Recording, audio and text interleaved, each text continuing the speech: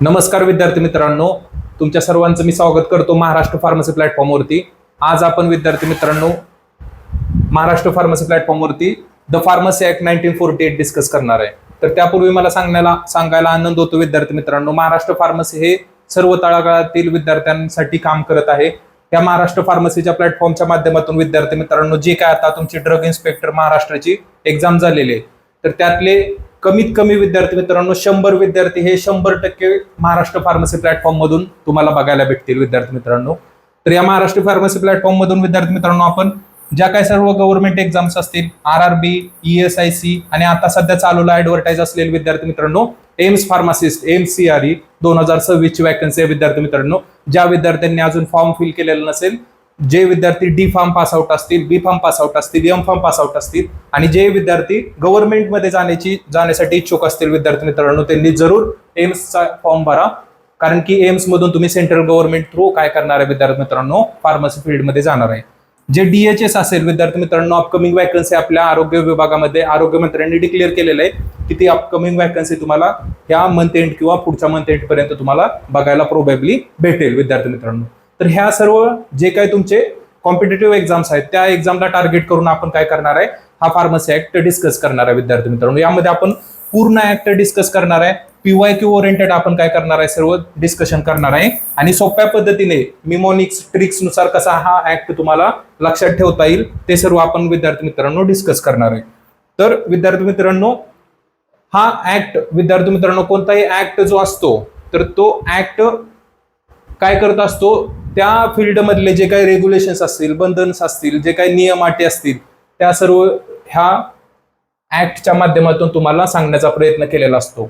जे काही विद्यार्थी मित्रांनो हा फार्मसी ऍक्ट आहे तुमचा 1948, त्याचा आणण्याच्या पाठीमागचा उद्देश काय होता, तर जे काही तुमचे फार्मसी मधले कोर्सेस असतील, एज्युकेशन रेग्युलेशन्स असतील, जे काही तुमचे असतील, जसं की तुमचं D फार्म असेल, B फार्म असेल, M फार्म असेल, फार्म D असेल, हे सर्व कोर्सेस जे आहेत ते कोर्सेस चांगल्या रीतीने रन व्हावेत। जे काही तुमच्या मिनिमम एज्युकेशन रिक्वायरमेंट आहेत, जे फार्मसी काउन्सिल ऑफ इंडियाने प्रिस्क्राईब केलेले आहेत, त्या एन्श्योर होत आहेत की नाहीत त्याचं एन्श्योरमेंट करणं हा काय विद्यार्थी मित्रांनो तुमचा फार्मसी ऍक्टचा उद्देश आहे। तुमचा कोणताही ऍक्ट तुमचा येण्याच्या अगोदर त्याचं काय केलं जातं, बिल पास केलं जातं तुमच्या संसदेमध्ये, पार्लमेंटमध्ये, आणि ते बिल हे फार्मसी बिल जे तुमचं इंट्रोड्यूस केलं होतं ते 1947 मध्ये इंट्रोड्यूस केलं होतं आणि ते पास व्हायला 1 वर्षाचा कालावधी लागला। दॅट इज द 4 मार्च 1948 रोजी फार्मसी ऍक्ट 1948 काय झाला तुमचा एनफोर्स मध्ये आला। त्याच्या मायनर अमेंडमेंट जे 1959 मध्ये तुमची मायनर अमेंडमेंट आली, 1976 मध्ये मेजर अमेंडमेंट आली। त्यामध्ये काय झालं ते आपण पुढच्या स्लाइड मध्ये आपल्याला बघायला भेटणार आहे। तर ही लक्षात ठेवायची, तुम्हाला ह्याच्यावरती क्वेश्चन विचारतात तुम्हाला, आणि त्यानंतर इन फ्युचर मध्ये प्रिव्हियस अमेंडमेंट झाल्या, दॅट इज द 82, 84 आणि 86 मध्ये तुम्हाला बघायला भेटतात। तर ह्या स्लाइड मधून काय विचारतात तुम्हाला जास्त करून की कधी एनफोर्स झाला तुमचा फार्मसी ऍक्ट आणि मेजर अमेंडमेंट कधी झाली, दॅट इज द 1976। आणि अगोदर 2019च्या अगोदर काय होतं, तर तुमचा जो काही ऍक्ट, जे काही मेजर जे काही ऍक्ट आणि नियम आहेत कोणतेही असतील, ते फार्मसीच्या रिगार्डिंग असतील, इन जनरल असतील, ते सर्व एक्सेप्ट जम्मू आणि काश्मीर होते। पण 2019 मध्ये तो फार्मसी ऍक्ट हा आता जम्मू आणि काश्मीर मध्ये पण तुमचा लागू झालेला आहे। हा क्वेश्चन तुम्हाला अपकमिंग एक्झाम मध्ये तुम्हाला बघायला भेटू शकतो। तर अशा ओरिएंटेड आपण काय करणार आहे, सर्व लेक्चर तुमचे डिलिव्हर केले जाणार आहेत तुमच्या फार्मसी प्लॅटफॉर्मच्या माध्यमातून तुमच्यापर्यंत। आता कोणताही ऍक्ट असेल त्याच्यामध्ये चॅप्टर्स असतात, सेक्शन्स असतात। तर हा फार्मसी ऍक्ट आहे, त्याच्यामध्ये टोटल 5 चॅप्टर्स बघायला भेटतात। That is the introductory chapter, pharmacy council, that is the PCI second chapter मध्ये, तुमचा state pharmacy council 3rd chapter मध्ये, रजिस्ट्रेशन ऑफ फार्मासिस्ट तुमचा 4थ्या चॅप्टर मध्ये, आणि मिसलेनियस दॅट इज द जे काही तुमचे बाकीचे सगळे पॅरामीटर्स असतील ते सर्व तुमच्या 5व्या चॅप्टर मध्ये तुम्हाला बघायला भेटतील। आणि ह्या चॅप्टर मध्ये विद्यार्थी मित्रांनो तुम्हाला टोटल किती सेक्शन आहेत बघायला गेला तर तुम्ही टोटल तुमचे 46 सेक्शन आहेत, तुमचे 46 सेक्शन्स। ह्या 2 पॅरामीटर वरती डायरेक्ट क्वेश्चन विचारतात, 1 लाइनर टाइप, की फार्मसी ऍक्ट मध्ये किती चॅप्टर्स आहेत, किती टोटल सेक्शन्स आहेत, तर ते विचारतात। जास्त करून तुम्हाला काय विचारतात, section chapter 2 deals with ... state pharmacy council, central pharmacy council, pharmacy council of India काय डील करतो, तर तुमचा pharmacy council of India deal करतो विद्यार्थी मित्रांनो। चॅप्टर नंबर 3 काय करतो तुमचा स्टेट फार्मसी काउन्सिल असेल, जसं Maharashtra state pharmacy council MSPC म्हणतो आपण. ज्या तुम्ही स्टेटमधून पास आउट होता, म्हणजे फॉर एक्झाम्पल तुम्ही महाराष्ट्र स्टेटमधून कोणत्या कॉलेजमध्ये ऍडमिशन घेतलं असेल फार्मसीच्या, तिथून तुम्ही पास आउट झाला तर तुम्हाला त्या स्टेटमधून तुम्हाला काय करावं लागतं, रजिस्ट्रेशन सर्टिफिकेट भेटतं ऍज अ रजिस्टर्ड फार्मासिस्ट. तर ते कशामध्ये येतं तुमचं सगळं स्टेट फार्मसी काउन्सिलच्या अंडरमध्ये येतं. State pharmacy council as well as the joint state pharmacy council. आणि रजिस्ट्रेशन जे होतं तुमचं ते ऍज पर द चॅप्टर 4 मध्ये जे काही सेक्शन्स असतील तुमचे 29 to 40. मग तुम्हाला MCQ मध्ये क्वेश्चन विचारतात की 31 सेक्शन डील्स विथ, मग काय असणार आहे 31 तुमचा रजिस्ट्रेशन ऑफ फार्मासिस्ट रिगार्डिंग काय करतो, तो डील करतो. म्हणजे तुम्हाला सगळे 46 सेक्शन पाठ करायची गरज आहे का विद्यार्थी मित्रांनो, तुम्हाला नाहीये. काय करायचे तुम्हाला, की लक्षात ठेवायची. काय लक्षात ठेवायचे, पहिले 2 सेक्शन तुमच्या इंट्रोडक्शन मध्ये येतात. म्हणजे इंट्रोडक्शन मध्ये तुमचे डेफिनेशन असेल, टायटल्स असतील, शॉर्ट टायटल्स असतील, ते सर्व तुमच्या इंट्रोडक्शन मध्ये येणार आहेत. सेक्शन 3 ते 18 मध्ये काय येणार आहे तुमचे सर्व pharmacy council of India, that is the PCI मध्ये जे काही सेंट्रल रजिस्टर असेल, कोर्सेसचा अप्रुव्हल असेल, एज्युकेशन रेग्युलेशन्स असतील, PCIचं कॉम्पोजिशन असेल, ते सर्व तुमच्या सेक्शन 3 ते 18 मध्ये येणार आहेत. स्टेट फार्मसी काउन्सिलमध्ये 19 ते 28 मध्ये जे काही तुमचे इंटर स्टेट ऑर्गनायझेशन असतील, जॉईंट स्टेट असतील, इन्स्पेक्टर असतील स्टेट वाईज तुमचे, जे काय करणार आहेत ऍक्ट एन्फोर्स करण्याचे काम करणार आहेत किंवा ऍक्ट एन्फोर्स होतोय की नाही ते इन्शुरिटी करण्याचं काम करणार आहेत. रजिस्ट्रेशन ऑफ फार्मासिस्ट म्हणजे जे काही तुमचे सेक्शन 29 to 40 मध्ये जे काही तुमचे फर्स्ट रजिस्टर असेल, सेकंड रजिस्टर असेल, सबसिक्वेंट रजिस्ट्रेशन असेल, तुमचं क्वालिफिकेशन असेल, रिमूव्हल असेल, रिन्युअल असेल, हे सगळे पॅरामीटर तुमच्या कशामध्ये येतात, सेक्शन 29 ते 40 मध्ये येतात. मग तुम्हाला क्वेश्चन जर विचारला की as per the pharmacy act 1948 21 section is deals with dot dot dot state pharmacy council, central pharmacy council, registration of pharmacist, none of the above. काय असणार आहे विद्यार्थी मित्रांनो, तुमचा 21 कशामध्ये येतोय, तुमचा 21 तुमचा स्टेट फार्मसी काउन्सिल मध्ये येतोय. मग त्यावेळेस तुम्हाला सर्व पाठ करायची गरज लागणार नाही. इन जनरल हे लॉजिकल वेने जर तुम्ही काय केलं, लक्षात ठेवलं, तर तुम्हाला कोणताही ऍक्ट पाठ करायची गरज लागणार नाही. बऱ्याच विद्यार्थ्यांचं काय असतं, मिसकन्सेप्शन असतं, हा ज्युरिस्प्रुडन्स जो आहे सब्जेक्ट तुमचा फार्मास्युटिकल ज्युरिस्प्रुडन्स, हा फक्त पाठच करायचा, रट्टाच मारायचा, एवढंच फक्त विद्यार्थ्यांच्या डोक्यात असतं. पण तसा तो सब्जेक्ट नाही. जर तुम्ही चांगल्या रीतीने तुम्हाला शिकवला गेला, चांगल्या रीतीने तुमच्यापर्यंत पोहोचवला गेला, तर तुम्हाला पाठ करायची गरज लागणार नाही. आणि तेच आपल्या महाराष्ट्र फार्मसीच्या प्लॅटफॉर्म मधून आपण विद्यार्थ्यांपर्यंत पोहोचवण्याचा प्रयत्न करत असतो. पहिला चॅप्टर जो आहे विद्यार्थी मित्रांनो तुमचा इंट्रोडक्शन, त्याच्यामध्ये काय येणार आहेत, सगळ्या डेफिनेशन्स असतील तुमच्या. तर त्याच्यामध्ये आपण बघितले होते सेक्शन्स तुमचे किती येतात, त्याच्यानुसार आपण डिस्कस करणार आहे डेफिनेशन्स. आता पहिल्यांदा सेंट्रल काउन्सिल, म्हणजे सेंट्रल काउन्सिल काय असणार आहे, सगळ्या स्टेटला काय करणार आहे, ऑर्गनाइज करणार आहे. त्याला काय म्हणतो आपण, सेंट्रल काउन्सिल. म्हणजे as per the section 3 PCI, that is the pharmacy council of India, ही काय केलेली आहे विद्यार्थी मित्रांनो, कॉन्स्टिट्यूट केलेले आहे. तिथं पण क्वेश्चन विचारला जातात तुम्हाला की PCI is constituted as per the section dot dot dot with respect to pharmacy act. काय असणार आहे तुमचा सेक्शन नंबर 3 असणार आहे. सेंट्रल रजिस्टर काय असतं विद्यार्थी मित्रांनो, ज्यावेळेस तुम्ही स्टेटमध्ये रजिस्टरमध्ये एंट्री होती तुमची, ज्यावेळेस तुम्ही डिप्लोमा B.Pharm पास आउट होता, त्यावेळेस तुमचे त्या स्टेटमध्ये रजिस्ट्रेशन केलं जातं आणि ते स्टेट रजिस्टर काय केलं जातं, सेंट्रल रजिस्टरकडे हँड ओव्हर केलं जातं आणि मग सेंट्रलमध्ये काय केले जाते, तुमची एंट्री केली जाते. मग ते त्याला काय म्हणतो आपण, सेंट्रल रजिस्टर म्हणतो. तो सेक्शन 15A मध्ये येतो.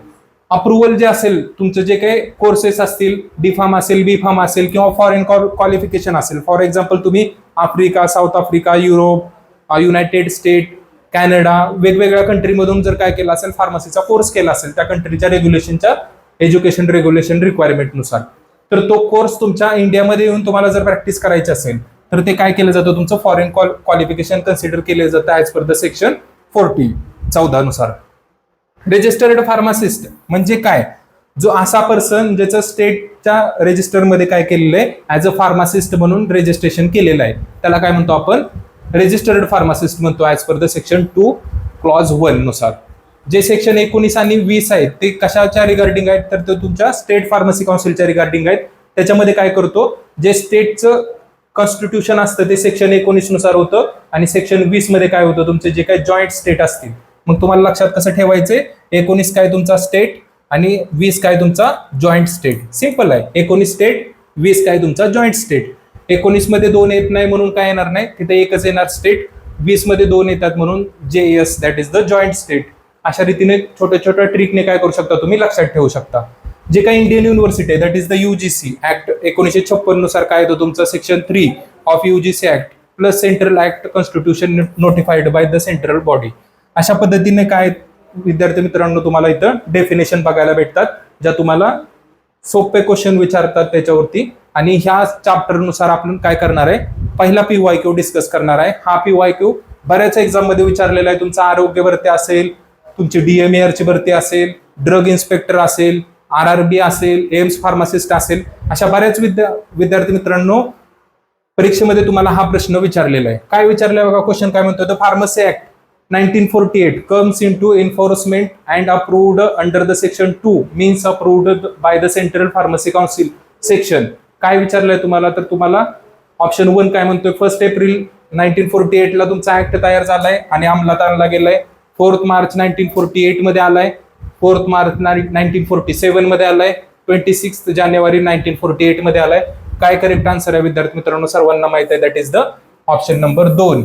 4 मार्च 1948च्या सेक्शन 12 आणि 14 नुसार काय तुमचं सांगितलेलं आहे, जे काय अप्रुव्हल असेल by the central pharmacy council सेक्शनचं, ते काय येतं विद्यार्थी मित्रांनो, तो ऑप्शन तुमचा करेक्ट येतोय. अशाच पद्धतीचे तुम्हाला विचारतात क्वेश्चन्स. फार्मसी ऍक्ट 1948 कधी एन्फोर्स झाला तुमचा, 4 मार्च 1948 ला. आणि अप्रूव्ड म्हणजेच काय म्हणतो, जे काय तुम्हाला आताच पाठीमागच्या स्लाइड मध्ये सांगितलं होतं, जे अप्रूव्ड कोर्सेस असतात, D फार्म असेल, B फार्म असेल, M फार्म असेल, ते ऍज पर द सेक्शन 12 नुसार काय केले जातात, अप्रूव्ह केले जातात. आणि फॉरेन क्वालिफिकेशन तुम्हाला सांगितलं होतं, काय असतं तुमच्या सेक्शन 14 नुसार काय केलं जातं, तुमचं फॉरेन क्वालिफिकेशन काय केलं जातं, अप्रुव्हल केलं जातं. जर ते क्वालिफिकेशन आपल्या फार्मसी काउन्सिल ऑफ इंडियाच्या एज्युकेशन रेग्युलेशन नुसार जर काय असेल, बरोबर असेल, तर ते काय केलं जातं, तुमचं अप्रुव्हल केलं जातं. अशा पद्धतीने काय करणार आहे आपण, पूर्ण लेक्चर डिस्कस करणार आहे. तर जे काय महाराष्ट्र फार्मसी प्लॅटफॉर्मवरती विद्यार्थी मित्रांनो सध्या या बॅचेस आपल्या लाईव्ह चालू आहेत. जसं की अपकमिंग तुम्हाला सांगितलं, आरोग्य मंत्र्यांनी डिक्लेअर केलेलं आहे तुमची आरोग्य भरती, दॅट इज द DHS. आरोग्य विभागामध्ये जे काय बऱ्याच नंबरची फार्मासिस्टची वॅकन्सी तुमची अपकमिंग असणार आहे. त्याच्यामध्ये आपण कोर्स डिझाईन केलेला आहे, तुमचा live plus recorded batch ongoing आहे. ज्या विद्यार्थ्यांना खरंच आपलं करिअर तुमच्या गव्हर्नमेंट एक्झाम मध्ये, गव्हर्नमेंट सेक्टरमध्ये जायचं टार्गेट असेल, उद्देश असेल, आणि जे विद्यार्थी थोड्याशा मार्कासाठी जे MPSC DI मधून बाहेर पडले असतील, त्यांनी खचून जायचं नाही विद्यार्थी मित्रांनो. त्यांनी परत जोराने काय करायची, तयारी करायची, न थांबता न थकता. तुमच्या ज्या काही नोट्स तयार असतील त्या नोट्स तुम्ही यूज करून काय करू शकता, लगेच तयारी करू शकता. पण ज्यांच्याकडे विद्यार्थी मित्रांनो नोट्स नसतील, ज्यांना पहिल्यापासून सुरुवात करायची, त्या विद्यार्थ्यांसाठी तर ही गोल्डन संधी असणार आहे विद्यार्थी मित्रांनो. या बॅचच्या माध्यमातून आपण तुमचे सर्व टेस्ट सिरीज नोट्स तुम्हाला ऑफलाईन प्रोव्हाइड केले जाणार आहेत विद्यार्थी मित्रांनो. फक्त मोबाईलमध्ये तुमच्या मर्यादित नसणार आहेत. तुम्ही स्वतः त्या नोट्स रीड करू शकता, अंडरस्टँड करू शकता. तुमचे लाईव्ह लेक्चर चालणार आहेत. रेकॉर्डिंग जे विद्यार्थ्यांना वर्किंग मध्ये असतील, जॉब करत असतील, त्यांना पॉसिबल होत नसेल लाईव्ह लेक्चर अटेंड करणं, त्या विद्यार्थ्यांसाठी रेकॉर्डिंग तुम्हाला भेटणार आहे. एक्झाम ओरिएंटेड MCQ तुमचे डिझाईन केले जाणार आहेत. तुम्हाला तिथे टेस्ट सिरीज भेटणार आहे आणि जे काय तुमचं सर्व एक्सपर्ट फॅकल्टी मधून तुम्हाला लेक्चर्स डिलिव्हर केले जाणार आहेत सर्व. तर जे काही विद्यार्थी आरोग्य विभागाची DMAR ची ZP ची तयारी करण्यासाठी इच्छुक असतील, त्यांनी लगेचच या नंबरवरती कॉन्टॅक्ट करून किंवा प्ले स्टोर वरती जाऊन महाराष्ट्र फार्मसी ऍप डाउनलोड करून तुम्ही काय करू शकता, तो कोर्स एन्शुअर करू शकता, एनरोल करू शकता. अपकमिंग ज्या वॅकन्सीज आहेत विद्यार्थी मित्रांनो, UPSC DI असेल, आता सध्या चालूला असलेली विद्यार्थी मित्रांनो, that is the AIIMS CRE. त्याच्यामध्ये सेंट्रल गव्हर्नमेंट मधले जे काही एम्स हॉस्पिटल आहेत, त्याच्यामध्ये जे काही फार्मासिस्टची वॅकन्सी असते, ती वॅकन्सी प्रत्येक वर्षी येत असते. आणि त्या असं नाही की प्रत्येक बॅचसाठी तुम्हाला प्रत्येक एक्झामसाठी वेगवेगळा कोर्स लागणार आहे, नाही. एका कोर्समध्ये तुम्ही मल्टिपल एक्झामची तयारी करू शकता. जसं की ड्रग इन्स्पेक्टरची तयारी केली तर तुम्हाला सर्वच एक्झाम कव्हर होतात तुमची. आरोग्य विभागाची तयारी केली तर तुमच्या RRB ची तयारी होणार आहे, तुमच्या एम्स फार्मासिस्टची तयारी होणार आहे. तर अशा पद्धतीने विद्यार्थी मित्रांनो तुम्ही एनरोल केलं पाहिजे. तुम्ही फक्त एक स्टेप घ्यायची, आम्ही 4 स्टेप घ्यायला तयार आहे. महाराष्ट्र फार्मसी तुमच्यापर्यंत येऊन पोहोचलेलं आहे, फक्त तुम्हाला दार उघडायची गरज आहे. तर ते दार तुम्ही जेवढं लवकर उघडाल तेवढ्या लवकर तुम्ही आतमध्ये जाणार आहे गव्हर्नमेंटमध्ये. जेवढ्या लवकर तुम्ही उघडणार नाही तेवढं तुम्हाला डिले होणार आहे विद्यार्थी मित्रांनो. आणि वेळ कोणासाठी थांबत नाही, त्याच्यामुळे लवकर डिसिजन घ्या आणि लवकर तुम्ही जॉईन करा आमच्या बरोबर. आपण एकत्रित येऊन तुमच्या सक्सेस पर्यंत पोहोचूया. तर नेक्स्ट जो चॅप्टर आहे that is the chapter number 2. त्याच्यामध्ये सेक्शन 3 आणि 4 येतात. That is the pharmacy council of India. जे pharmacy council of India that is the PCI. PCI काय, तुमची सेंट्रल गव्हर्नमेंटची बॉडी आहे बरोबर. Under the ministry of health and family वेलफेअरच्या अंडरमध्ये ती काय केलेले, एस्टॅब्लिश केलेले. मग तिचं काय काम असतं, ऍज पर द सेक्शन 3 नुसार एस्टॅब्लिश केलेले. कधी एस्टॅब्लिश झाली तुमची, 1948 ला तुमचा काय आलाय, ऍक्ट आलाय बरोबर एनफोर्स मध्ये. आणि त्याच्यानंतर एकाच वर्षाने बरोबर काय झाली तुमचं पहिली फर्स्ट कॉन्स्टिट्यूशन झाले तुमच्या पीसीआयचं. मग तुम्हाला हिथच ट्रॅप असतो एमसीक्यूचा. काय विचारतात तुम्हाला, फर्स्ट कॉन्स्टिट्यूशन कधी झालं पीसीआयचं, आणि विद्यार्थी मित्रांना फक्त एकच माहित असतं की काय 1948 ला तुमचा ऍक्ट आलाय, तर ऍक्ट आल्यालाच लगेच तुमचं काय झालं असेल, पहिली कॉन्स्टिट्यूशन झाले असेल. त्याच्यामुळे 1948 विद्यार्थी काय करतात, ऑप्शन बरोबर देतात, आणि पहिलाच ऑप्शन तुम्हाला दिलेला असतो 1948, आणि तिथंच विद्यार्थी काय करतात, निगेटिव्ह मध्ये जातात किंवा तुमचं तिथे मार्क लूज करतात. तर तुमची 1949 एका वर्षानंतर +1 1948 +1 इयर ने बघायला गेलो तर 1949 साली तुमची पहिले कॉन्स्टिट्यूशन झाली. आणि ही कॉन्स्टिट्यूशन काय होते, प्रत्येक 5 वर्षानंतर काय होते, बदलत जाते, रिकॉन्स्टिट्यूटेड होते तुमची. त्याच्यामध्ये काय असतात, परप्युटल सेक्शन म्हणजे जे काय तुमचे बॉडीमध्ये कॉपरेशन असेल ते सेक्शन 4 नुसार काय केलं जातं, तुमचे कॉपरेशन असेल ते केलं जातं. टोटल स्ट्रेंथ जे असते तुमचे कॉन्स्टिट्यूशन असेल, जे central pharmacy council that is the pharmacy council of इंडियामध्ये इलेक्टेड मेंबर्स असतात, नॉमिनेटेड असतात आणि एक्स ऑफिशियो असतात. त्याचं कॉम्पोजिशन आपण नेक्स्ट स्लाइड मध्ये बघणार आहे. तर आता करंटला जर तुम्हाला कोण प्रेसिडेंट बघायला भेटतील तुमच्या फार्मसी काउन्सिल ऑफ इंडियाचे, that is the respected doctor Montu Kumar Patel is the current president of our pharmacy council of India.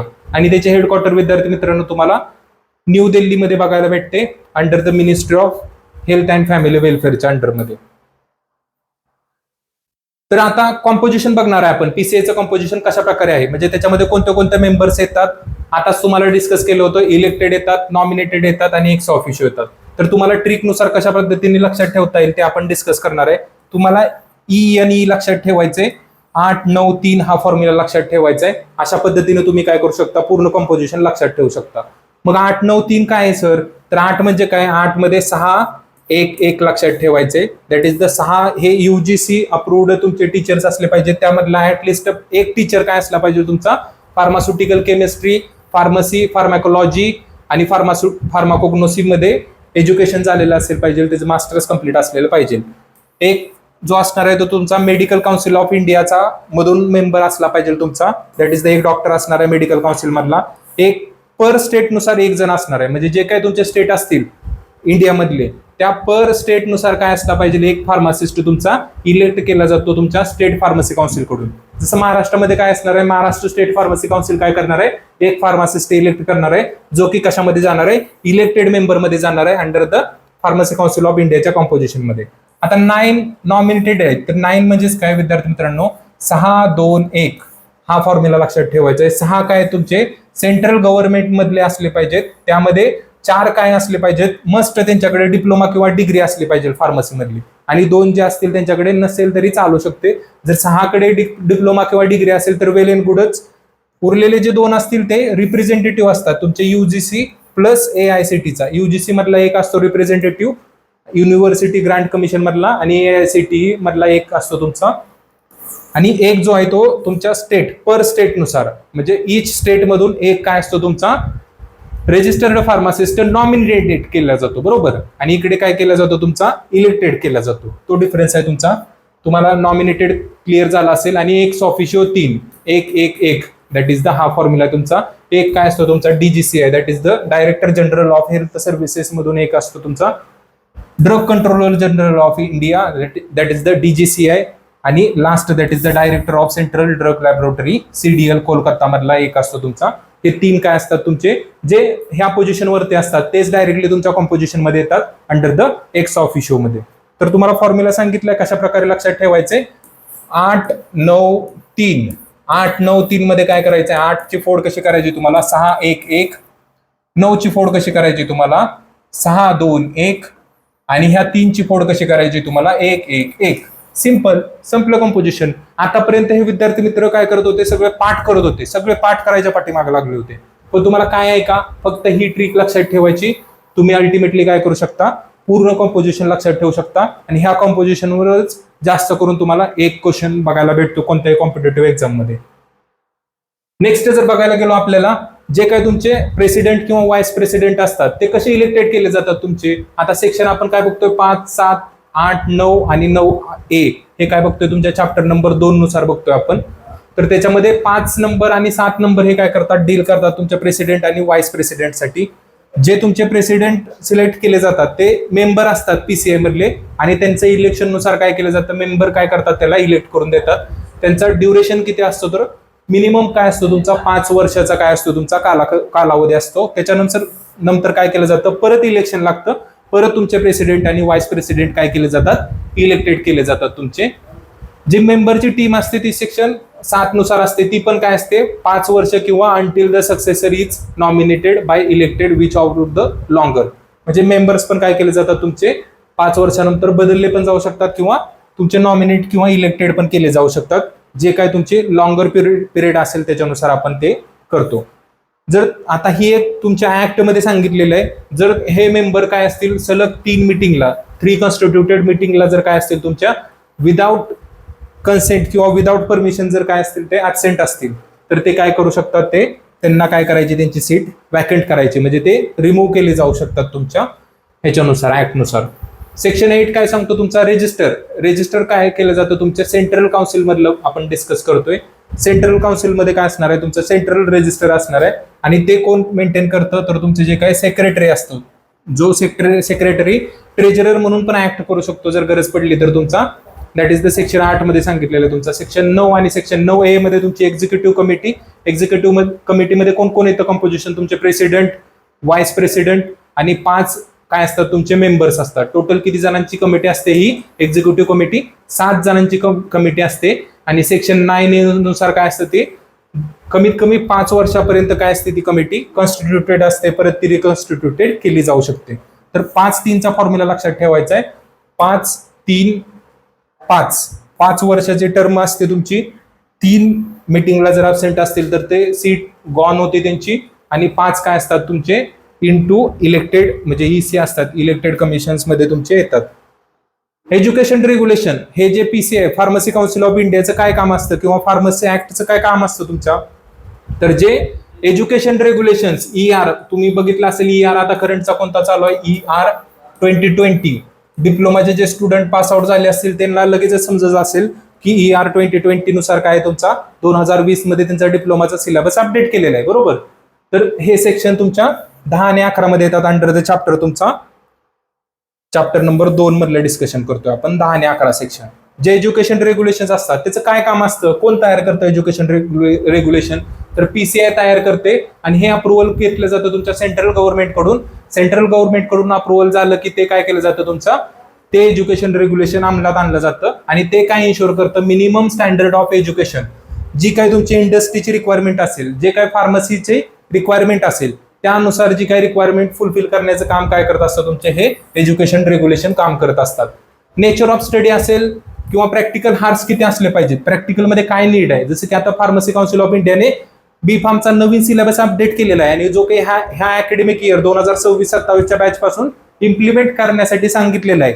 हे कशामुळे सांगितलेलं आहे, जी काही इंडस्ट्रीची रिक्वायरमेंट असेल, करंट ट्रेंड असतील, जे काही जगातलं वास्तव्य असेल, त्या वास्तव्याबरोबर आपला सिलेबस असला पाहिजे.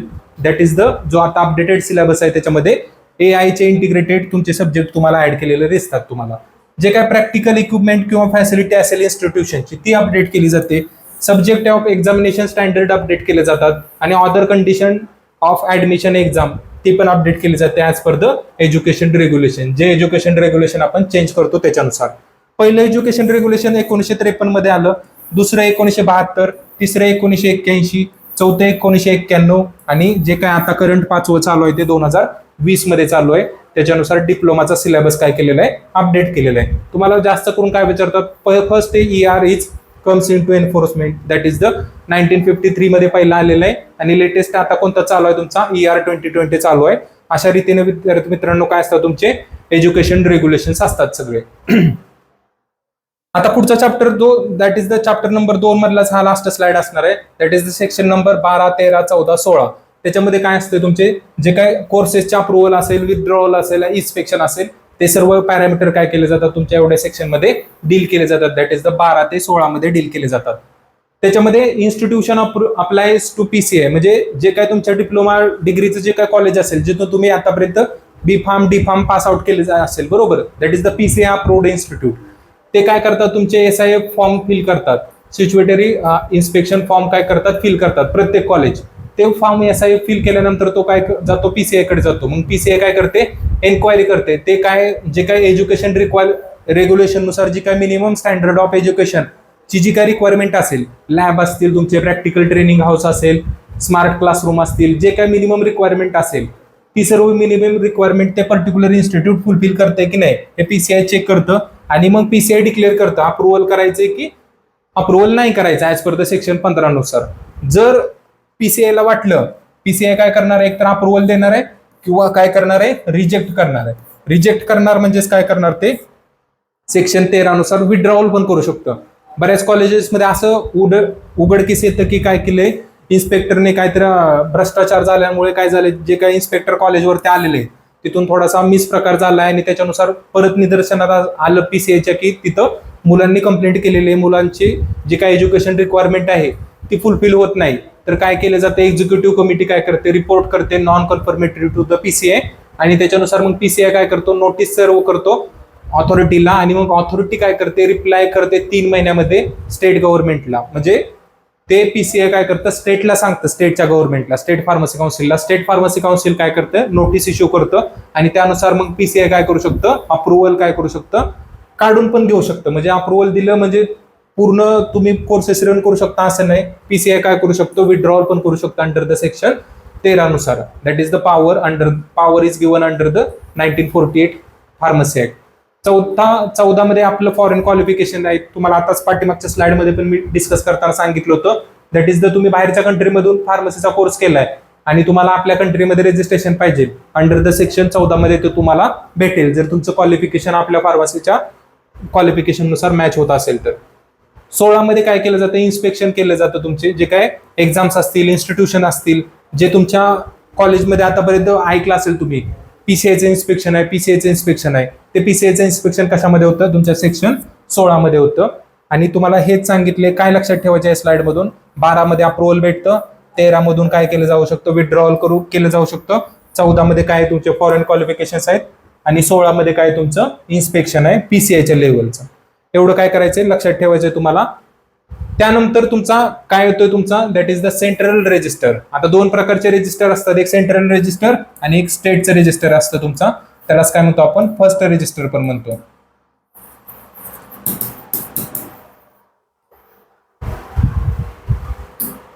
त्यामध्ये काय असतात, तुमचे सेक्शन 15A आणि 15B नुसार काय होतं, तुमचे जे काही सेंट्रल रजिस्टर काय केलं जातं, तयार केलं जातं. त्याच्यामध्ये 4 फॅक्ट तुमचे काय केले जातात, कन्सिडर केले जातात. दॅट इज द मेंटेन कोण करतं, फार्मसी काउन्सिल ऑफ इंडिया करतं सेंट्रल लेवलला. प्रत्येक स्टेट काय करतो असतो, 5 कॉपी सेंड करतो तुमच्या. फॉर एक्झाम्पल तुम्ही काय केले, 31 मार्च पर्यंत काय केलेलं आहे, तुमचं जे काय तुमचे रजिस्ट्रेशन असतील स्टेटमध्ये, ते 31 मार्च पर्यंत जे काही रजिस्टर्ड फार्मासिस्टचा डाटा असेल तो काय केला जातो, 5 कॉपीज मध्ये PCI कडे सबमिट केला जातो. कुणाकडे सबमिट करतात, PCI कडे, बरोबर. मग PCI काय करतं, 1 एप्रिल पर्यंत सबमिट झालेला डाटा काय करतो, तुमचा सेंट्रल रजिस्टर मध्ये काय केला जातो, पब्लिश केला जातो with the help of gadget of India. Indian gadget वरती काय केला जातो, तुमचा डाटा तुमचा, that is the first resistor मध्ये तुमची एंट्री होते. डॉक्युमेंट काय असतं तुमचं, पब्लिक असतं. एव्हिडन्स म्हणून act as per the Indian evidence act नुसार 1872 नुसार काय केलं जातं, ते प्रूव्ह केलं जातं. That is the gazetted copy मध्ये तुमचं एंट्री केली जाते. 15B मध्ये काय केलं जातं, तुमचे PCI register maintain the central register. जे काय तुमचं स्टेटचं रजिस्टर असतं, on report of state register PCI register काय करतो, तुमचं नाव एंटर करतो तुमच्या सेंट्रल रजिस्टर मध्ये as per the section 15B नुसार. 17A आणि 17E काय सांगतात तुमचे, दॅट इज द तुमचं जे काय PCI ने सेंड केलेलं आहे मिनिट्स, जे PCIच्या मीटिंग चालतात, बरोबर, सेंट्रल फार्मसी काउन्सिलच्या मीटिंग चालतात, त्या मीटिंगचे मिनिट्स ऑफ मीटिंग किंवा अॅन्युअल रिपोर्ट असेल तो सेंट्रल गव्हर्नमेंटला काय केला जातो, पास केला जातो. That is the section 17-18. तो जास्त काय तुम्हाला लक्षात ठेवायची गरज नाही. लक्षात काय ठेवायचे तुम्हाला ते मी सांगितलेलं आहे. सेक्शन 18 मध्ये काय करतो आपण, PCI that is the PCI कडे पॉवर आहे, तुमचे काय करू शकतात, ते रेग्युलेशन काय करू शकतात, नवीन रेग्युलेशन तयार करू शकतात जे ऍक्ट मध्ये नाहीत. म्हणजे ऍक्ट मध्ये काय कमतरता असेल तर ते PCI काय करू शकते, सजेस्ट करू शकते. तो जर सजेशन काय केलं, अप्रुव्हल केलं गेलं तुमच्या असेंब्लीमध्ये, तर ते काय केलं जाऊ शकतं, अमेंडमेंट थ्रू त्या ऍक्ट मध्ये ऍड पण केलं जाऊ शकतं. अशा पद्धतीने तुम्हाला काय लक्षात ठेवायचंय, तुम्हाला education versus regulation, rule versus regulation मध्ये काय रेग्युलेशन तुमच्या चॅप्टर 2 मध्ये येतात सगळे बाय पीसीए मध्ये, आणि रूल्स सगळे जे ते तुमचे चॅप्टर नंबर 3 ते 5 मध्ये येतात स्टेट गव्हर्नमेंटच्या अंडरमध्ये सेक्शन 46 मध्ये. आता ह्याच हा चॅप्टर दुसरा संपलेला आपला, त्या बेसिसवरती एक तुम्हाला PYQ बघायला भेटतो. हा DHS मध्ये विचारलेला आहे, तुमचा DMER मध्ये विचारलेला आहे. आतापर्यंत काय विचारलं आहे बघा क्वेश्चन तुम्हाला. In the pharmacy council of India 6 member elected by UGC must include at least 1 teacher of. आता तुम्हाला पाठीमागच्या स्लाइड मध्ये मी कंपोजिशन सांगितलं होतं. काय सांगितलं होतं त्याच्यानुसार 8. पहिलं लक्षात ठेवायचं तुम्हाला काय विचारले, तुम्हाला इलेक्टेड विचारले. इलेक्टेड मध्ये 8, त्याच्यामध्ये काय करायचंय 6 + 2 किती झाले तुमचे 8 झाले.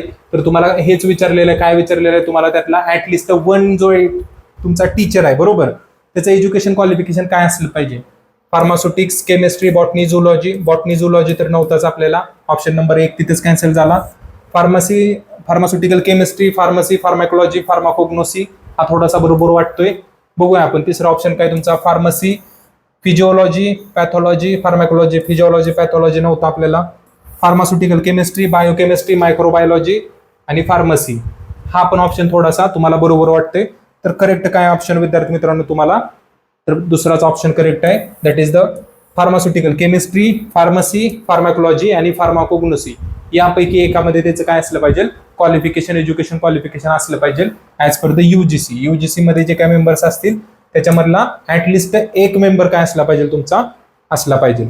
का सांगितलंय, कारण की UGC मध्ये काय असतात तुमचे इलेक्टेड मेंबर्स असतात, त्याच्यामधले काय असला पाहिजे कमीत कमी 1 काय असला पाहिजे तुमचा CPP नुसार, म्हणजे chemistry, pharmacy, pharmacology, pharmacognosy and विद्यार्थी मित्रांनो तुमचा काय revise the central pharmacy council, म्हणजे जे काय सेंट्रल गव्हर्नमेंट नुसार जे काय नॉमिनेट केलेले आहेत त्याच्यानुसार काय तुमचा तुमचा टीचर असला पाहिजे त्या फील्ड मधला.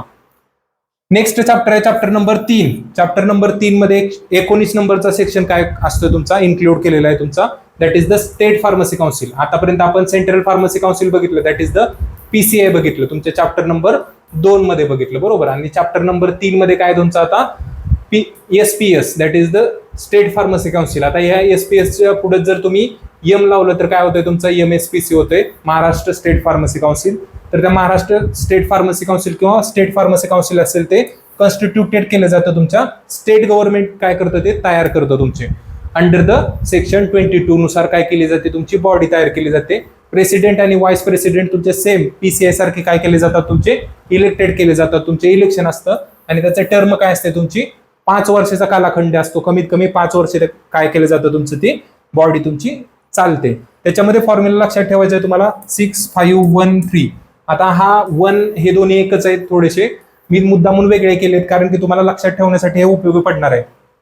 6 इलेक्टेड असतात त्यातले काय असतात तुमचे रजिस्टर्ड फार्मासिस्ट असतात, काय जे स्टेट मधले असतात त्याच्यामधलेच काय केले जातात 6 जण इलेक्टेड रजिस्टर्ड फार्मासिस्ट म्हणून इलेक्ट केले जातात. एक जो इलेक्टेड असतो हा सेपरेट ठेवण्याचं कारण काय, कारण की तो फार्मासिस्ट नसतो, तो काय असतो तुमचा स्टेट मेडिकल काउन्सिल मधून एक इलेक्टेड केला जातो, म्हणजे तो डॉक्टर असू शकतो बरोबर मेडिकल काउन्सिल मधला.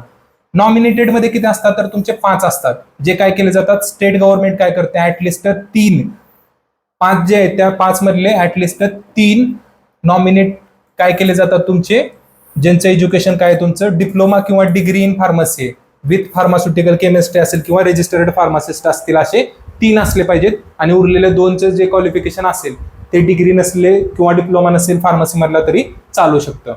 आणि उरलेले जे 3 आहेत ते एक्स ऑफिशिओ, जसे तुमचे PCI मध्ये 3 एक्स ऑफिशिओ होते सेम तसेच तुमचे स्टेट फार्मसी काउन्सिल मध्ये पण 3 एक्स ऑफिशिओ आहेत. त्यातला एक जो आहे तो chief administer of medical officer, दुसरा जो आहे तो तुमचा office incharge of drug controller organisation आणि तिसरा जो आहे तुमचा government analyst as per the drug and cosmetic act 1940.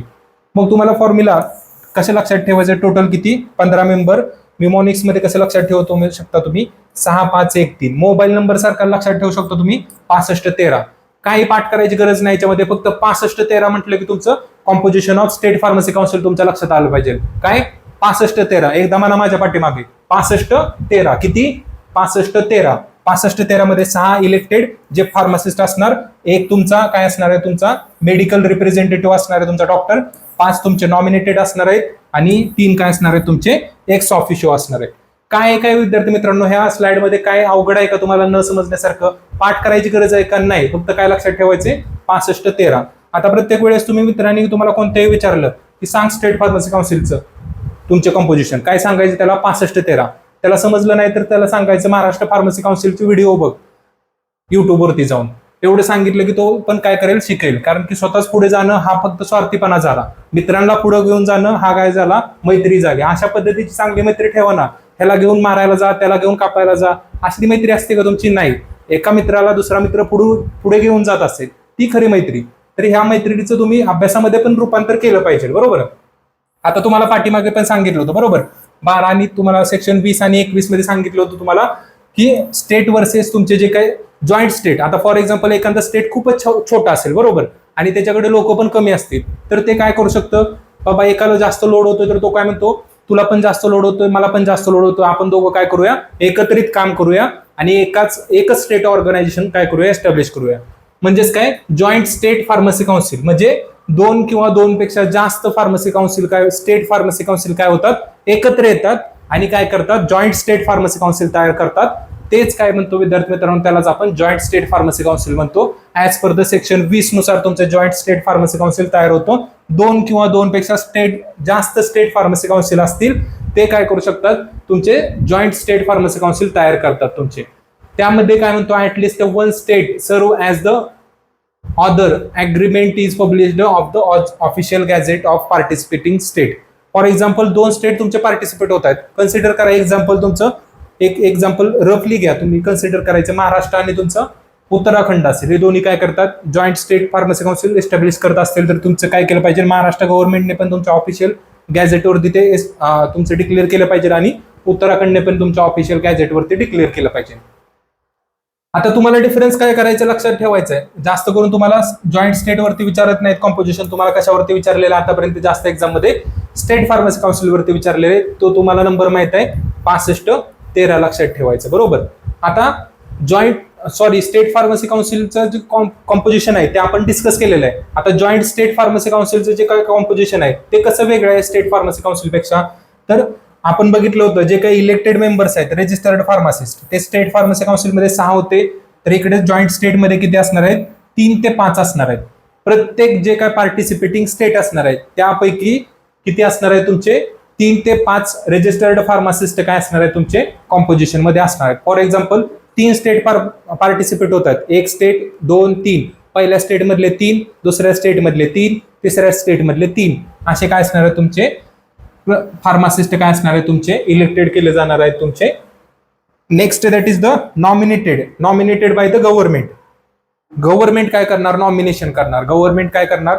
For example Shubham Kharat असेल नावाचा व्यक्ती असेल, बरोबर, त्याला काय करायचं? इलेक्टेड करायचे किंवा नॉमिनेटेड करायचं, बरोबर. नॉमिनेशन तुम्ही आतापर्यंत बघितलं असेल, बिग बॉस बघता, माहित आहे सगळ्यांचा फेवरेट असेल, बरोबर. त्याच्यामध्ये काय केलं जातं रे? नॉमिनेशन केलं जातं आणि त्याच्यानुसार तुम्ही काय करता? वोट करता तुमच्या फेवरेट जो काय ऍक्टर असेल, ऍक्ट्रेस असेल, बरोबर. तर त्याला नॉमिनेट केल्यानंतर तुम्ही त्याला काय करता? वोट करता आणि मग तुमचा तो काय होतो? तुमचा पुढे जे काय प्रोसेस असेल त्याच्यानुसार केलं जातं. तर तुमचे ही गव्हर्नमेंट नॉमिनेट करते. त्यामध्ये काय असतात? तुमचे 5 असतात. स्टेट फार्मसी काउन्सिलमध्ये आपण बघितलं होतं. त्यामधले 3 काय असतात? तुमचे क्वालिफाईड असतात, रजिस्टर्ड असतात, म्हणजे डिप्लोमा किंवा डिग्री त्यांची कंप्लीट असते. आणि 2 जे असतात त्याचे डिप्लोमा किंवा डिग्री कंप्लीट नसेल तरी चालू शकतं, असं तुम्हाला त्या नॉमिनेशन मध्ये सांगितलेलं आहे स्टेट फार्मसी काउन्सिलच्या. ते जॉईंट स्टेटमध्ये बघायला गेलो तर 2 ते 4 प्रत्येक स्टेट मधले काय असतात? 2 ते 4. त्यामधले more than half, for example 4 असतील, 4 मधले हाफ किती? 2 किंवा 2 पेक्षा जास्त जे पर्सन असतील ते काय असले पाहिजे? तुमचे क्वालिफाईड असले पाहिजेत, रजिस्टर्ड फार्मासिस्ट असले पाहिजेत तुमचे. Medical council member. आता जे मेडिकल काउन्सिलमध्ये जे काही डॉक्टर असणार आहे तो तुमचा स्टेट फार्मसी काउन्सिलमध्ये पण पाहिजे आणि जॉईंट स्टेट फार्मसीमध्ये पण पाहिजे. फक्त कसा? प्रत्येक स्टेटमधून एक पाहिजे. जे काय तुमचे 2 असतील, 3 असतील, 4 स्टेट फार्मसी काउन्सिल येऊन तुमचे काय करत असतील? जॉईंट स्टेट फार्मसी काउन्सिल तयार करत असतील, तर त्या प्रत्येक स्टेट मधला एक तुमचा मेडिकल काय असला पाहिजे? काउन्सिल मधला मेंबर पाहिजे. एक्स ऑफिशिओ मध्ये जे आपण फॉर्म्युला माहित आहे तुम्हाला, CMAO, आणि जे काही तुमचे ड्रग कंट्रोलर असतील, गव्हर्नमेंट अनालिस्ट असतील, ते तुमचे 3 इथे पण राहणार आहेत आणि 3 तुमचे इथे पण राहणार आहेत. फक्त काय? जे प्रत्येक स्टेट मधले असणार आहेत ते तुमच्या प्रत्येक जॉईंट स्टेटमध्ये जे काय स्टेट असणार आहे त्या प्रत्येक स्टेटमधले जे काय मेंबर असणार आहेत तुमचे ते सर्व काय येणार आहेत एक्स ऑफिशियो मध्ये येणार आहेत तिन्ही पण. नेक्स्ट बघायला गेलो आपण चॅप्टर नंबर 4. आतापर्यंत आपण चॅप्टर नंबर 1 बघितला इंट्रोडक्शनचा, चॅप्टर नंबर 2 बघितला पीसीआयचा, चॅप्टर नंबर काय बघितला 3 बघितला, चॅप्टर नंबर 3 बघितला आपण एसपीसीचा that is the state pharmacy काउन्सिलचा, आणि आता आपण काय बघतोय चॅप्टर नंबर 4 बघतोय that is the registration of pharmacist. म्हणजे तुम्ही डिप्लोमा किंवा बी फार्म पास आउट झाला त्यानंतर तुमचं त्या पर्टिक्युलर स्टेटमध्ये रजिस्ट्रेशन कसं केलं जातं, त्यासाठी काय प्रोसिजर आहे, आणि ती तुमची रजिस्ट्रेशन मध्ये एंट्री स्टेटच्या रजिस्ट्रेशन मध्ये एंट्री झाल्यानंतर तुमचं सेंट्रल रजिस्ट्रेशन मध्ये कसं प्रकारे नाव जातं, ती सर्व प्रोसेस आपल्याला ह्या चॅप्टर नंबर 4 मध्ये सांगितलेलं आहे. That is the section number 29 काय करतो, डील करतो तुमचा. काय सांगतो चॅप्टर नंबर 4 की तुमचं पहिले जी एंट्री असते तुमची रजिस्टर्ड फार्मासिस्टची ती स्टेट गव्हर्नमेंट काय करतो, तुमचं रजिस्टर ऑफ फार्मासिस्ट तयार करते. तुमची फर्स्ट एंट्री त्याच्यामध्ये काय केली जाते तुमची, आणि त्याला काय म्हणतो ती कोणत्या सेक्शनच्या माध्यमातून केली जाते, तुमच्या सेक्शन 29(3) नुसार काय केली जाते. त्याच्यासाठी तुमचं पूर्ण नाव, ऍड्रेस पाहिजे, तुमची डेट ऑफ बर्थ पाहिजे किंवा डेट ऑफ ऍडमिशन पाहिजे, रजिस्ट्रेशन मध्ये किती तारखेला तुमची एंट्री झाली ती एंट्री असणार आहे, तुमचं क्वालिफिकेशन असणार आहे, डी फार्म असेल बी फार्म असेल, तुमचा ऍड्रेस असणार आहे, ज्या ऍड्रेसवरती तुमचं registration certificate PPP card deliver होणार आहे तुमचं. आणि रजिस्ट्रेशन कधी होतं तुमचं 2 फेजेस मध्ये होतं, तुम्हाला आताच सांगितलं. पहिली एंट्री तुमची फर्स्ट रजिस्ट्रेशन मध्ये होते, फर्स्ट रजिस्टर मध्ये होते, आणि दुसरी एंट्री तुमची subsequent register that is the section number तुमच्या 32 मध्ये होते. That is the pharmacy council of India काय करत असतं, सेंट्रल रजिस्टर मेंटेन करून ठेवत असतं, त्यामध्ये तुमची दुसरी एंट्री होते. तर विद्यार्थी मित्रांनो, महाराष्ट्र फार्मसी प्लॅटफॉर्म हा काय करतोय, तुमचा विद्यार्थ्यांची मागणीनुसार काय करतोय, रिक्वायरमेंट फुलफिल करण्याचं काम करतोय पहिल्यापासून. तर बऱ्याच विद्यार्थ्यांची मागणी होती की सर प्रत्येक एक्झामचा काय असतो तुमचा कोर काय असतो, तर तुमचा PYQ असतो, बरोबर. तर त्या प्रत्येक एक्झामचा PYQ that is the previous year questions, म्हणजे जी काय तुम्ही महाराष्ट्रामधली कोणती एक्झाम तुम्ही टार्गेट करत असाल, DMAR करत असाल, upcoming DHS that is the आरोग्य भरतीची तयारी करत असाल तुम्ही, किंवा रेल्वे फार्मासिस्ट असेल, किंवा अपकमिंग आता चालू असणारी तुमची एम्स CRE ची वॅकन्सी असेल, तर ह्या प्रत्येक एक्झामसाठी विद्यार्थी मित्रांनो तुमचे क्वेश्चन त्याच ओरिएंटेड असतात. फार्मसी ऍक्ट आहे, फार्मसी ऍक्ट वरती कोणत्या पॅरामीटरवरती क्वेश्चन विचारणार ते फिक्स असतात, म्हणजे त्या पॅरामीटरवरती क्वेश्चन विचारतात. ते तुम्हाला DMAR ला पण विचारतील, आरोग्य भरतीला पण विचारतील, तुम्हाला ESIC ला विचारतील, एम्सला विचारतील. क्वेश्चन बदलणार आहेत, फक्त एक्झाम बदलणार आहेत.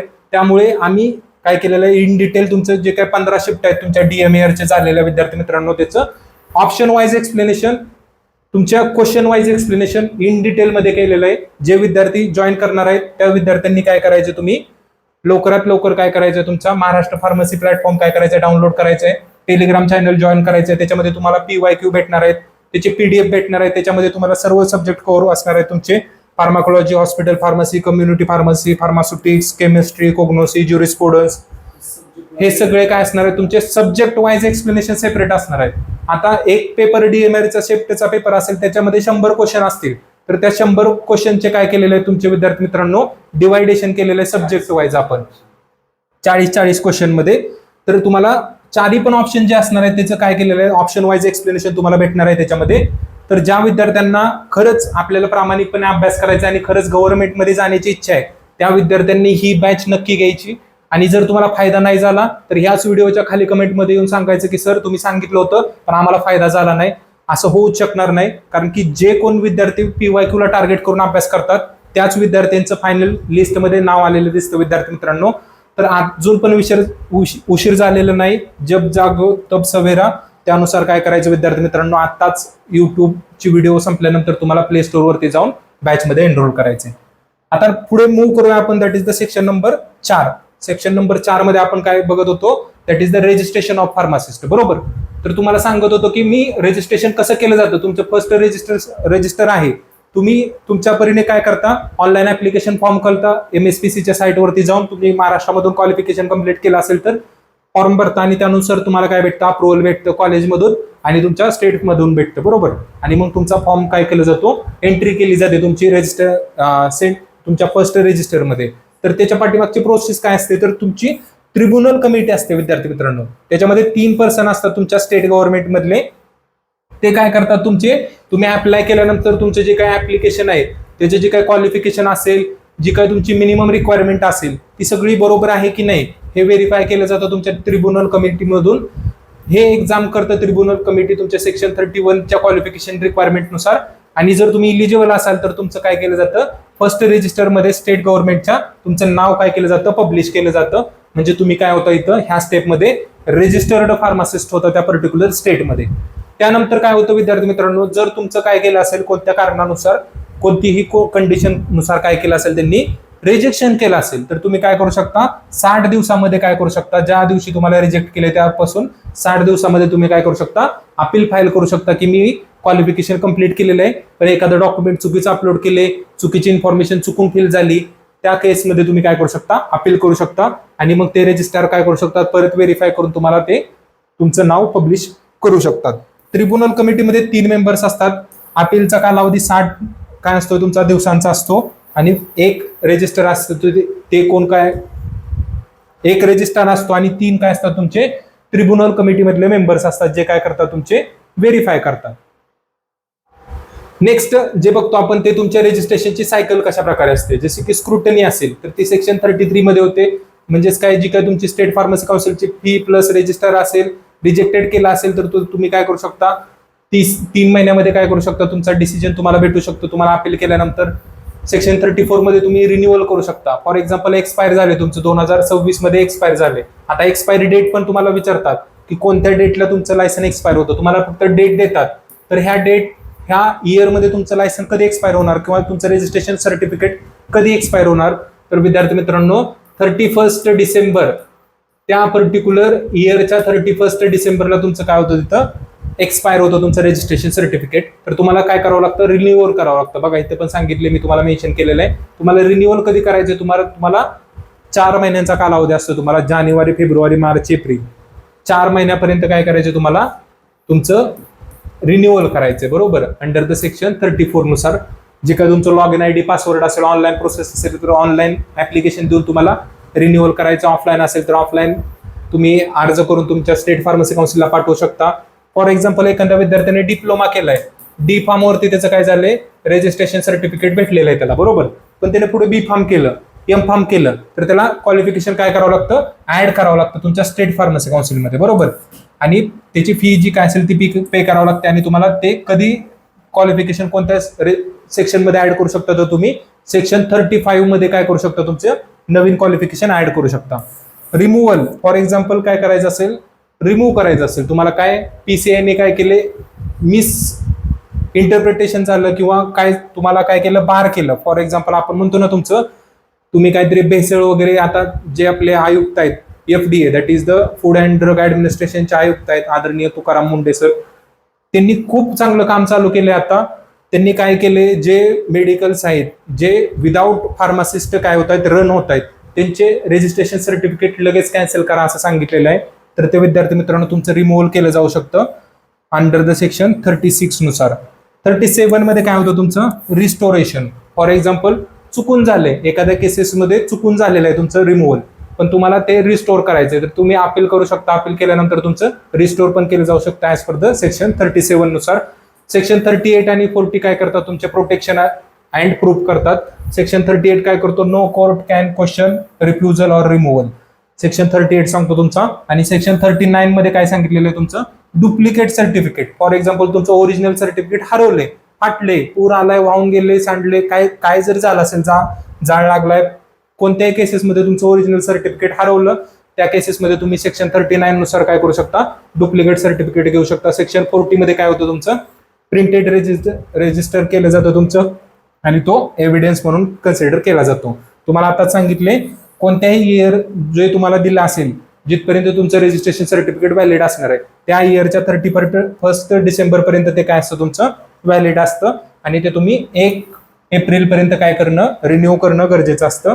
अशा पद्धतीने विद्यार्थी मित्रांनो तुमचा चॅप्टर 4 पण इथं काय झालेलं आहे, संपलेला आहे. आता chapter 5 that is the last chapter आहे तुमचा, दॅट इज द काय तुमचा ऑफेन्सेस आणि पॅनल्टीज आणि जे काय मिसलेनियस पार्ट असेल तो तुमचा चॅप्टर 5 मध्ये येणार आहे. ऑफेन्सेस आणि पॅनल्टीज म्हणजेच काय, जे आतापर्यंत आपण ऍक्ट मध्ये बघितले, ऍक्ट मध्ये काय काय सांगितले, त्या ऍक्ट मध्ये जे काही नियम अटी आहेत त्यांचं उल्लंघन केल्यानंतर तुम्हाला फाईन काय काय भेटणार आहे. तर कोणत्या कोणत्या प्रकारचं उल्लंघन सेक्शन 41 मध्ये सांगितलंय की तुम्हाला जर तुम्ही काय करत असाल फॉल्सली म्हणजे चुकीच्या पद्धतीने फार्मासिस्ट आहे असं क्लेम करत असाल, कोणत्या तरी मित्राचं सर्टिफिकेट आहे त्याच्यामध्ये एडिट केले तुम्ही तुमचं नाव आणि तुम्ही काय करता तुम्ही माझं रजिस्ट्रेशन सर्टिफिकेट आहे असं सांगत असाल, तर ते काय झालं विद्यार्थी मित्रांनो तुमचं फॉल्सली क्लेमिंग झालं. माझ्याकडे नाही तरी पण मी काय म्हणतो माझ्याकडे आहे, त्या केसेसमध्ये तुम्ही जर पहिल्या टायमिंगला जर तुम्ही असा प्रकार करताना सापडला तर तुम्हाला फाईन अप टू 500 रुपयापर्यंत फाईन होऊ शकतो. आणि जर तुम्ही परत अजून एकदा तीच चूक जर करत असाल तर तुम्हाला 6 महिन्याचा जेल पण होऊ शकते किंवा 1000 रुपये फाईन पण होऊ शकतो किंवा 1000 प्लस 6 महिन्याची जेल पण होऊ शकते. सेक्शन 42 नुसार जर काय करत असाल तुम्ही dispensing by unregistered person on medical registered practitioners prescription, म्हणजे माझ्याकडे रजिस्ट्रेशन सर्टिफिकेटच नाही, मी रजिस्टर्ड फार्मासिस्टच नाही, तरी पण मी काय करतो मेडिसिन डिस्पेन्स करतोय.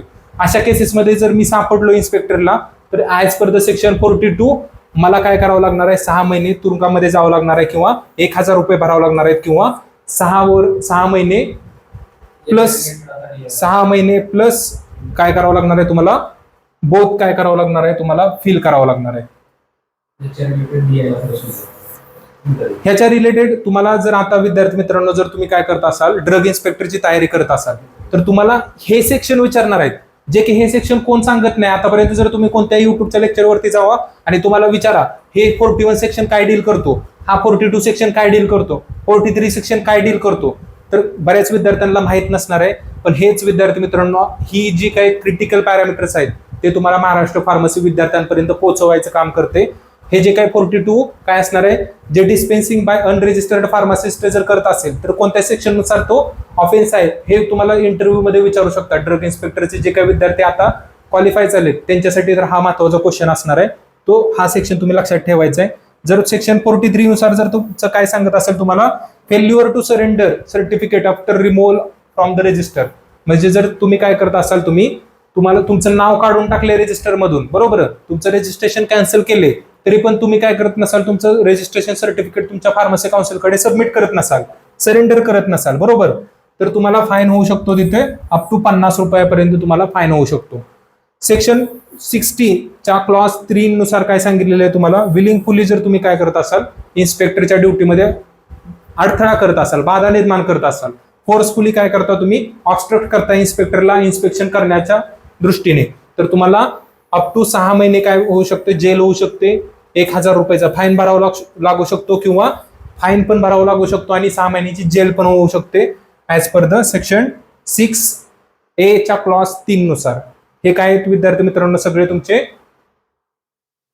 ऑफेन्सेस आणि पॅनल्टीज आहेत. त्यावरतीच एक क्वेश्चन तुम्हाला आतापर्यंत विचारलेला जास्त करून तुम्हाला DHS आरोग्य विभाग असेल, एम्स फार्मासिस्ट असेल या क्वेश्चन एक्झाम मध्ये विचारलेला गेलेला क्वेश्चन आहे. हा काय विचारलाय क्वेश्चन बघा, what is the penalty for failing surrender certificate of registration under the section 43. Section 43 नुसार फार्मसी ऍक्टच्या तुम्ही फेल झाला सर्टिफिकेट सबमिट सरेंडर करण्यासाठी तर तुम्हाला खालीलपैकी काय होऊ शकतं. एक म्हणजे तुम्हाला फाईन भेटू शकतो तुम्हाला 5000 पर्यंत, दुसरं म्हणजे काय कॅन्सलेशन होऊ शकतं तुमचं लायसन, तिसरा ऑप्शन काय सांगतो तुम्हाला फाईन बसू शकतो 50 रुपयापर्यंतचा आणि चौथा ऑप्शन काय सांगतो तुम्हाला 6 महिन्यापर्यंत तुम्हाला जेलमध्ये जावं लागू शकतं. आता जे विद्यार्थी नुसतं थापा मारणार आहेत मातादी की जे म्हणून टाकणार आहेत बरोबर, ते काय करणार जास्त अमाऊंट कुठे दिसते हा गुन्हा आहे कायद्यानुसार बरोबर, मग त्यांचं डोकं कसं चालतं अरे हा जास्त अमाऊंट कुठे आहे मग तो ऑप्शन बरोबर असणार. असं जर ऑप्शन लावलं ना विद्यार्थी मित्रांनो आणि तेच पहिलाच ऑप्शन असा दिलेला असतो, ते पण हुशार असतात पेपर काढणारे, ते अडाणी नसतात, त्यांना माहित असतं असेच विद्यार्थी 70% आहेत, फॉर्म 100% भरतात पण 30% अभ्यास करणारे असतात, 70% असेच असतात जे ऑप्शन पहिला सिलेक्ट करून येतात. पण जे विद्यार्थी अभ्यास करतात, जे विद्यार्थी महाराष्ट्र फार्मसी सारख्या रेप्युटेड प्लॅटफॉर्मवरून काय करतात नॉलेज गेन करतात, ते विद्यार्थी कधीच चुकू शकत नाहीत विद्यार्थी मित्रांनो. ते बरोबरच ऑप्शन काय करणार आहेत टिक करून येणार आहेत, दॅट इज द फाईन बसू शकतो अप टू 50 रुपयापर्यंत. कारण की नॉलेज इम्पॉर्टंट असतं, प्रत्येक वेळेस तुमचं लॉजिक फेल होतं पण नॉलेज कधीच फेल होत नाही विद्यार्थी मित्रांनो. हा गोल्डन काय तुमची स्लाइड आहे, ह्याच्यामध्ये मी सगळी समरी दिलेली आहे तुम्हाला फार्मसी ऍक्टची. काय काय समरी जे तुम्हाला एक्झामच्या ओरिएंटेड विचारू शकतात, यातला एक तरी क्वेश्चन तुमची जी काय कॉम्पिटेटिव्ह एक्झाम अपकमिंग असेल त्यामधून येणार आहे. तुम्हाला आल्यानंतर मला युट्यूबच्या कमेंट सेक्शन मध्ये येऊन सांगायचं की सर ह्या स्लाइडवरून एक क्वेश्चन आम्ही सॉल्व्ह करून आलो. काय सांगतोय बघा, ऍक्ट कधी आला तुमचा एनफोर्स मध्ये 4 मार्च 1948 आला. पहिली फार्मसी काउन्सिल कधी कॉन्स्टिट्यूट झाली? 1 वर्षानंतर कॉन्स्टिट्यूट झाली, प्लस 1 इयर नंतर काय झाली कॉन्स्टिट्यूट, दॅट इज द 1949 साली पहिली पीसीआय कॉन्स्टिट्यूशन झालं. 1976 मध्ये मेजर अमेंडमेंट झाली ऍक्ट मध्ये तुमच्या. 5 वर्षाचा काय असतो? टर्म असतो. त्याच्यामध्ये प्रेसिडेंट, व्हाईस प्रेसिडेंट असतील, मेंबर्स असतील, त्यांचा कालावधी किती असतो? मिनिमम 5 वर्षाचा असतो. जर 5 वर्षानंतर नवीन कॉम्पोजिशन होतं. 3 काय असतात विद्यार्थी मित्रांनो? ट्रिब्युनल कमिटीमध्ये ऍज पर द सेक्शन 13 आणि 33 नुसार काय असतात? तुमचे 3 मेंबर्स असतात, जे काय करतात? फर्स्ट रजिस्ट्रेशन मध्ये ज्यावेळेस तुमची एंट्री होती ती व्हेरीफाय करण्याचं काम करतात. 8-9-3 फॉर्म्युला तुम्हाला माहित आहे. 8-9-3 म्हणजेच काय? 8 इलेक्टेड, 9 काय असतात तुमचे? नॉमिनेटेड, आणि 3 काय असतात तुमचे? एक्स ऑफिशियो असतात. 6513 आपला फोन नंबर लक्षात आहे ना? स्टेट फार्मसी काउन्सिल, विसरायचं नाही अजिबात, सगळ्यांना सांगायचं. स्टेट फार्मसी काउन्सिलचं कंपोजिशन काय? 6513. 6513 काय तुमचे? 5 इलेक्टेड, त्याच्यामधला हा इलेक्टेडच आहे तुमचा. 6 इलेक्टेड, 1 काय तुमचा? तो पण आहे तुमचा इलेक्टेडच आहे. 5 नॉमिनेटेड आणि 3 काय तुमचे? Ex officio. अशा पद्धतीने किती टोटल असतात मेंबर्स तुमचे? 15 मेंबर्स स्टेट फार्मसी काउन्सिलचे. 60 दिवसाचा पॅनल जो काही टाइम असतो तो कशासाठी असतो तुमचा? अपीलसाठी असतो. जर तुमच्या फर्स्ट रजिस्ट्रेशन मध्ये एंट्री होण्याच्या अगोदर जर तुमचा ऍप्लिकेशन रिजेक्टेड केलं असेल कोणत्या कारणावश, बरोबर, तुम्ही जे काही फॉर्म स्कॅन करून अपलोड केलाय तो नीट स्कॅन केला नसेल किंवा दुसराच फॉर्म अपलोड केलाय चुकून अपलोड करताना, त्या केसेसमध्ये तुम्ही अपील करू शकता. 60 दिवसाचा कालावधी असतो तुम्हाला अपीलचा. 31 डिसेंबर ते 1 एप्रिल पर्यंत तुम्हाला काय असतो? कालावधी असतो. ज्यावेळेस तुमचं रजिस्ट्रेशन काय होतं? एक्सपायर होतं सर्टिफिकेट, त्यावेळेस तुम्हाला एवढा कालावधी असतो, ज्या कालावधीमध्ये तुम्ही काय करू शकता? रजिस्ट्रेशन तुमचं रिन्युअल करू शकता, बरोबर, ऍज पर द सेक्शन 34 नुसार. 500 रुपये काय तुम्हाला? First conviction, that is the section 41 नुसार जर तुम्ही काय करत असाल? उल्लंघन करत असाल तर तुम्हाला तिथं 500 रुपयाची पॅनल्टी आहे. 1000 प्लस किंवा 6 महिने किंवा both as per the section 41, 42 आणि 26 नुसार जी काय तुमची ऑफेन्सेस असतील त्याच्यामध्ये तुम्हाला 1000 ते 6 महिने तुम्हाला काय पॅनल्टी होऊ शकते. आणि 50 रुपये लक्षात ठेवायचे. 50 रुपयाची एक छोटी नोट लक्षात ठेवायची. छोटी नोट आहे पण ती मोठं काम करून जाते. सेक्शन 43 नुसार काय सांगितले तुम्हाला? जर तुम्ही तुमची रजिस्ट्रेशनची एंट्री कॅन्सल केली तरी पण तुम्ही सर्टिफिकेट सरेंडर करत नसाल तर तुम्हाला 50 रुपयाची पॅनल्टी भेटू शकते. तर अशा पद्धतीने आपण पूर्ण ऍक्टचं काय केलेलं आहे? सगळं समराईज केलेलं आहे विद्यार्थी मित्रांनो.